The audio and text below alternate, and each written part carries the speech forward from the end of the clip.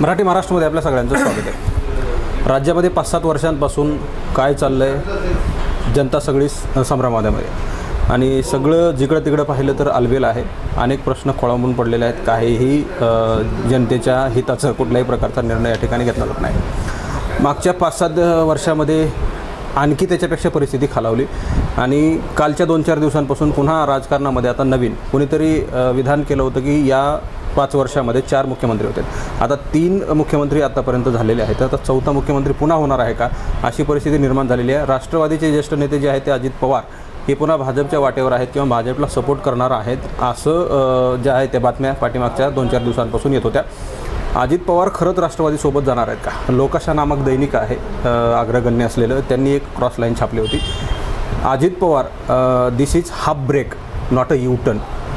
त्याच्यामध्ये काय नेमकं म्हटलं आहे हे मराठी महाराष्ट्र प्रेक्षकांना सांगायला आलं. म्हणजे अजित पवार हे थांबलेत का, नक्कीच भाजपमध्ये जाणार आहेत का हे विचारणार. तुमचं महाराष्ट्रामध्ये स्वागत आहे. अजित पवार तुम्ही जी क्रॉस लाईन छापली त्याच्यामध्ये तुम्हाला काय माहिती असं, अजित पवार थांबलेत, नक्कीच भाजपामध्ये जाणार आहेत असं वाटतं?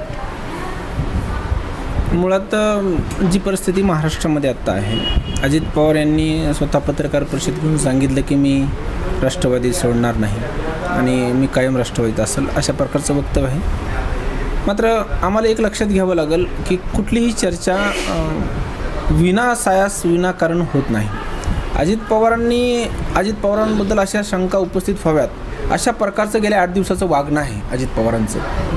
तुम्ही शरद पवारांच्या बाबतीत सुद्धा ही गोष्ट लक्षात घ्या की गेल्या 15 दिवसामध्ये शरद पवारांनी ज्या भारतीय जनता पूरक म्हणजे काँग्रेस ज्या मुद्द्यांवरती भारतीय जनता पार्टीच्या विरोधात गेले त्या मुद्द्यांवर सॉफ्ट कॉर्नर घेण्याची एक जी खिळी पवारांनी खेळली आहे, आम्हाला ती अगोदर समजून घ्यावी लागेल. पवारांनी असं का केलं असेल? पवारांनी जनमानसाचा जो कौल आहे, जनमानसाचं जे मत आहे ते तपासून बघितलं. ते भारतीय जनता पार्टीमध्ये गेले का? अजिबात नाही.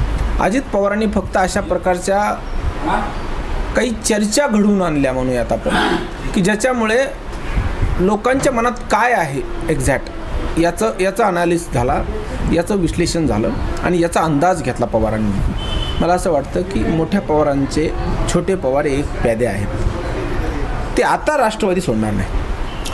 शरद पवार आणि अजित पवार हे दोघं वेगळे नाही आहेत असं वाटतं, म्हणजे एकत्र आहेत असं मला वाटतं. हे कालची जी काही प्लॅनिंग होती का काही अर्ध्यापर्यंत जायची किंवा मग लोकांचा काय रोष आहे, असं झालं तर काय होऊ शकतं, असे काही ठरवून म्हणजे हे सगळ्या गोष्टी केल्या. देवेंद्र फडणवीसांसोबतचा जो पहाटेचा शपथविधी होता त्या शपथविधीबद्दल इतक्या दिवसाच्या नंतर 3 वर्षानंतर शरद पवार असं म्हटले की तो शपथविधी झाला नसता तर राष्ट्रपती राजवट उठली नसती. या अर्थी शपथविधीला त्यांचं अनुमोदन होतं का, अशी एक शंका आहे. अदानींच्या टीव्हीमध्ये म्हणजे NDTVमध्ये जाऊन अदानींच्या बाबतीमध्ये जी सॉफ्ट भूमिका घेतली पवारांनी, ही आम्हाला विचारात घ्यावी लागणार आहे. नितीश कुमार आणि बिहारचे काही नेते गांधींना भेटले की दुसऱ्या दिवशी न बोलवता शरद पवार दिल्लीत कसे गेले. म्हणजे जर भाजपच्या विरोधामध्ये एक मोठा बेल्ट देशामध्ये तयार होणार असेल आणि जर त्यात शरद पवार नसतील तर ही गोष्टही त्यांना नको आहे. असं करत असताना सुद्धा ते आज अदानी त्यांच्या घरी भेट देत आहेत, ते अदानींना पोषक भूमिका घेत आहेत.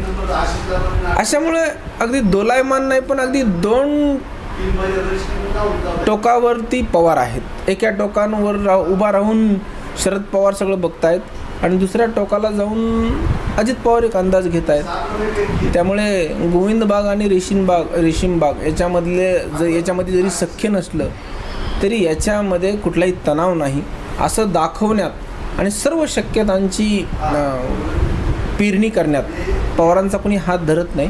मात्र मला असं वाटतं की महाराष्ट्राच्या एकूण परिस्थितीचा अंदाज घेता शरद पवारांनी कुठलीही म्हणजे ज्याला गुगली वगैरे म्हणतो न घेता तर सरळ राजकारण त्यांच्याकडून महाराष्ट्राला अपेक्षित आहे. एक चांगलं राजकारण आणि सगळ्यांना शेवटी लोकशाही मूल्यांसाठी काम करायचं आहे. आमचे लोकशाही मूल्यच जर जिवंत राहणार नसतील, नाहीतरी परवा ठाकरे म्हटलेत की मी 288 जागेवर एकटाच लढावं लागतं का काय भाजपच्या विरोधामध्ये, अशी परिस्थिती आहे. नाही, आपण आता जर सगळ्या परिस्थिती राजकारणामधल्या पाहिल्या तर तुम्ही आता म्हणल्याप्रमाणे सगळा बेल्ट जो आहे तो भारतीय जनता पार्टीच्या विरोधामध्ये उभा राहत असताना शरद पवारांची भूमिका जी आहे ते सॉफ्ट आहे भाजपच्या बाबतीमध्ये बघितलं तर. एकीकडे शरद पवार हे राष्ट्रीय नेते म्हणून त्यांची ओळख आहे असं गणलं जातं, असं मान्य केलं जातं. मात्र दुसरीकडं भारतीय जनता पार्टी आता लोकशाही संपवत आहे अशाही महाविकास आघाडीच्या खुद्द शरद पवारसुद्धा बोललेले आहेत की अनेक वेळा भारतीय जनता पार्टी लोकशाही संपवायला निघालेली आहे. असं असताना म्हणजे एकीकडं असं बोलून लोकांना सांगायचं की मी इकडं भारतीय जनता पार्टीच्या विरोधात आहे, दुसरीकडं अशी भूमिका घ्यायची किंवा मग सॉफ्ट कॉर्नरमध्ये राहायचं. शरद पवारांसुद्धा काहीतरी अडचणी निर्माण झाल्या आहेत का, की जशा प्रकारे शासकीय यंत्रणांचे जे काही कामकाज किंवा मग ज्या काही कारवाया होत आहेत त्या कारवायावरून शरद पवारांनासुद्धा BJPची भीती आहे का, असं वाटतं का, काही वाटतं का तुम्हाला? ते पवारांनाच माहीत असेल, आपल्याला कसं माहीत असणार. म्हणजे एका प्रकरणामध्ये अजित पवारांना एक क्लीन चिट मिळाल्याची माहिती आहे. म्हणजे शपथविधीच्या नंतर गाडीभर पुरावे असणारे आणि अजित पवारांना तुरुंगात टाकण्याची भाषा करणाऱ्या भारतीय जनता पार्टीकडून त्यांना क्लीन चिट मिळाली पण आहे. आणि आत्ता जेव्हा शक्यता वर्तवण्यात आली होती की ते भारतीय जनता पार्टीकडे जातील आणि सत्तेमध्ये जातील, तेव्हा ज्या अजित पवारांबद्दल शिंदे सेनेला तक्रार होती की अजित पवारांनी खूपच अन्याय केला निधी वाटपामध्ये, बाळासाहेब ठाकरेंची शिवसेना संपवली, अशा प्रकारचा आरोप असणारे सुद्धा अनेक लोक अजित पवारांना पायघड्या अंतरताना काल दिसलेच ना महाराष्ट्राला. म्हणून अजित पवारांच्या संदर्भात काही त्यांच्या संस्थांकडून काही तक्रारी असतील का, तर नक्की असतील. आणि भारतीय जनता पार्टी अशा प्रकारचे चान्सेस घेतेच की जे कोणी अडकू शकतात त्यांना तुरुंग का खुर्ची अशा प्रकारच्या ऑफर त्यांच्या असतात. म्हणजे आम्हाला शिंदेंचं प्रकरण उदाहरण ताजं आहे. त्यांच्या OSDना EDची नोटीस गेलीच होती ना. एकनाथ शिंदेंचा राजीनामा मागितला जातो असं काही काँग्रेसच्या नेत्याने सांगितलं आहे आणि त्याच्याबरोबरच सुप्रीम कोर्टाचा निकाल येत्या काही दिवसांमध्ये येणार आहे. आणि याच्या अगोदर शासन जे आहे ते कायदेशीर पद्धतीने किंवा मग कुठला तरी एखादा ठपका ठेवून शिंदेंना राजीनामा द्यायला लावला जाईल आणि त्याच्यानंतर कुठला तरी एखादा मग अजित पवारांसारखा व्यक्ती पुढे करून त्यांना मुख्यमंत्री केलं जाईल अशी चर्चा किंवा मग असं संशय व्यक्त केला जातो. असं घडू शकतं का? शिंदेंचं उखळ पांढरं होऊन झालेलं आहे. शिंदेंना जे सर्वोच्च मिळायचं होतं ती गोष्ट त्यांना मिळून झालेली आहे. ज्या दिवशी ते मुख्यमंत्री झाले त्याच दिवशी त्यांचं मुख्यमंत्रीपद अनिश्चिततेचं आहे, लोलकासारखं आहे आणि ते केव्हाही सोडावं लागेल अशा प्रकारची त्यांची मानसिक तयारी आणि किंबहुना भारतीय जनता पार्टीने त्यांना तसं सांगितलेलं देखील असावं. त्यामुळे त्यांचा राजीनामा ही गौण गोष्ट आहे. त्यांचा राजीनामा येईल, घेतला जाईल याच्याशी काही संबंध नाही. सुप्रीम कोर्टाचा निकाल काय येऊ शकतो आणि भारतीय जनता पार्टीला येणाऱ्या निवडणुकांमध्ये जनतेमध्ये आपल्याला काय मिळू शकतं याच्यावर सगळ्या ह्या अटकली आहेत. आत्ता जी सर्वे समोर येत आहेत ते भारतीय जनता पार्टीचा पराभव त्याच्यामध्ये दिसतो आहे. भारतीय जनता पार्टी जर विरोधी पक्षामध्ये बसली असती तर आघाडीबद्दलची अँटी इन्कम्बन्सी भारतीय जनता पार्टीला लाभ देऊन गेली असती. मात्र आता भारतीय जनता पार्टी मात्र कुठल्याही धर्तीवर महाराष्ट्राच्या मतदाराला प्रभावी वाटत नाही, पर्याय वाटत नाही. येणाऱ्या काळामध्ये शिंदेंना कसं राहील, म्हणजे त्यांचा काही फायदा काही तोटा ह्या मागच्या घडामोडींमध्ये शिवसेना फोडली, एकनाथ शिंदे भाजपसोबत गेले, मुख्यमंत्री झाले, काय फायदा होईल काय तोटा होईल असं वाटतं? शिंदेंनी या सगळ्या घडामोडीमध्ये स्वतःसाठी आणि स्वतःच्या 40 सहकारी आमदारांसाठी काय प्लांट केलेला आहे याच्याबद्दल आपण जर अंदाज घ्यायचा झाला तर सगळी अनागोंदी आहे. त्यांच्या अनेक लोकांना मंत्री व्हायचं होतं. आमच्या म्हणजे संभाजीनगरचे सिरसाट आहेत, गोगावले आहेत कोकणातले, ही माणसं मंत्री होण्यासाठी हे सगळं करत होती. आता ती मंत्री नाहीत.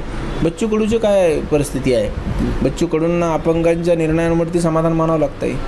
म्हणजे शिंदेंकडं आता कुठलंही प्रपोजल नसेल आणि शिंदे ठरवू शकत नाहीत आता काय करायचं. तर भारतीय जनता पार्टी ठरवणार आहे की शिंदेंच्या लोकांचं आणि शिंदेंचं काय करायचं ते. त्यामुळे शिंदे मला मुळात स्वायत्त वाटतच नाहीत. त्याच्यामुळे त्यांनी काळजी करण्यापेक्षा आता जे होईल ती सहन करण्याची तयारी ठेवावी. निवडणुका लागू शकतात का मध्यावधी? 1 वर्षभर निवडणुका म्हणजे सरकारसाठी राहिलेला आहे. मध्यावधी अशा काही घडामोडी होऊ शकतात का? मध्यावधी लावायची का नाही लावायची भारतीय जनता पार्टीचा आणि केंद्रीय भारतीय जनता पार्टीचं मत असू शकतं. कारण त्यांना जोपर्यंत पॉझिटिव्ह फीडबॅक येत नाही तोपर्यंत निवडणुकाला सामोरे जाणार नाही. त्यांनी सुप्रीम कोर्टामधला OBCचा निर्णय अचूक यायचा आहे आणि महाराष्ट्रामध्ये आत्ता जी परिस्थिती आहे त्यांना इलेक्शन तर परवडणारच नाहीत. ते राष्ट्रपती राजवट वगैरे असा काही प्रकार येऊ शकतो. धन्यवाद. हे होते भागवत तावरे, राजकीय विश्लेषक, आणि 2 महत्त्वाचे मुद्दे सांगितलेले. शरद पवारांची भूमिका ही संशयास्पद आहे. मागील काही वर्षांपासून जे काही भारतीय जनता पार्टीच्या विरोधामध्ये लोकशाही टिकवण्यासाठी बरेचसे काही विरोधक, राजकीय विरोधक हे एकत्र आले. म्हणजे गल्लीपासून दिल्लीपर्यंत, आज आपल्या जिल्ह्यापासून ते पार दिल्लीपर्यंत बरेचसे लोक जे आहेत ते एकत्र आले. आणि शरद पवारांची भूमिका जी आहे ते राजकीय स्तरावर म्हणजे राष्ट्रीय स्तरावर महत्त्वाची आहे. शरद पवारांच्या भूमिकेकडं चांगल्या प्रकारे पाहिलं जातं आणि तेच शरद पवार जे आहेत ते आता भारतीय जनता पार्टीच्या बाजूने किंवा मग भारतीय जनता पार्टीसाठी पोषक असलेल्या लोकांच्या भेटीगाठी घेत आहेत किंवा मग त्यांच्या बाबतीमधलं स्टेटमेंट जे आहे ते सॉफ्ट करतायत किंवा मग सॉफ्ट स्टेटमेंट देत आहेत. अशी भूमिका जी आहे ते शरद पवारांनी घेतली आणि त्यामुळे देशाच्या राजकारणामध्ये एक वेगळं वळण किंवा मग संभ्रम निर्माण झाला. एकीकडं भारतीय जनता पार्टीला रोखण्यासाठी सर्व विरोधक येऊन मोठी मोठ बांधत आहे. तर महाविकास आघाडीची स्थापना महाराष्ट्रात करण्यात आली आणि तसाच प्रयोग जो आहे तो देशभरामध्ये येत्या लोकसभेमध्ये केला जाईल. अशी परिस्थिती असताना शरद पवारांची जी काही भूमिका आहे ती भारतीय जनता पार्टीच्या विरोधामध्ये कडक नाही आहे, सॉफ्ट गेल्या मागच्या काही 2-4 दिवसांपासून जर आपण काही पाहिलं तर शरद पवार हे शब्द आहेत. अजित पवारांची जी काही भूमिका आहे ती महत्त्वाची होती. अर्ध्या रस्त्यामध्ये जाऊन आलेले आहेत. प्लॅन जो आहे तो चौपट झालेला आहे, प्लॅन अनसक्सेसफुल झालेला आहे असंही या ठिकाणी म्हटलं जात आहे. त्यामुळे येणाऱ्या काळामध्ये शरद पवारांची भूमिका काय असणार आहे, त्यांना त्याचा किती फायदा होणार आहे, त्यांना किती तोटा होणार आहे, भारतीय जनता पार्टी काय आहे किंवा मग शिंदेंनी भारतीय जनता पार्टीसोबत जाऊन काय कमावलं काय गमावलं हे येणाऱ्या काळामध्ये कळणार आहे. येणाऱ्या काळामध्ये निवडणुका कधी लागत आहेत, राष्ट्रपती राजवट लागते का नाही लागते किंवा मग लावायची की नाही लावायची ही राज्य आणि केंद्र भारतीय जनता पार्टीच्या हातामध्ये आहे असं इथं राजकीय विश्लेषक भागवत तावरे यांनी सांगितलं आहे. कॅमेरा पर्सन परिवर्तनसह मी संग्राम धनवे, मराठी महाराष्ट्र न्यूज, बीड. महाराष्ट्रातील ताज्या घडामोडींसाठी मराठी महाराष्ट्राला सबस्क्राईब करा आणि बेल आयकॉन प्रेस करा.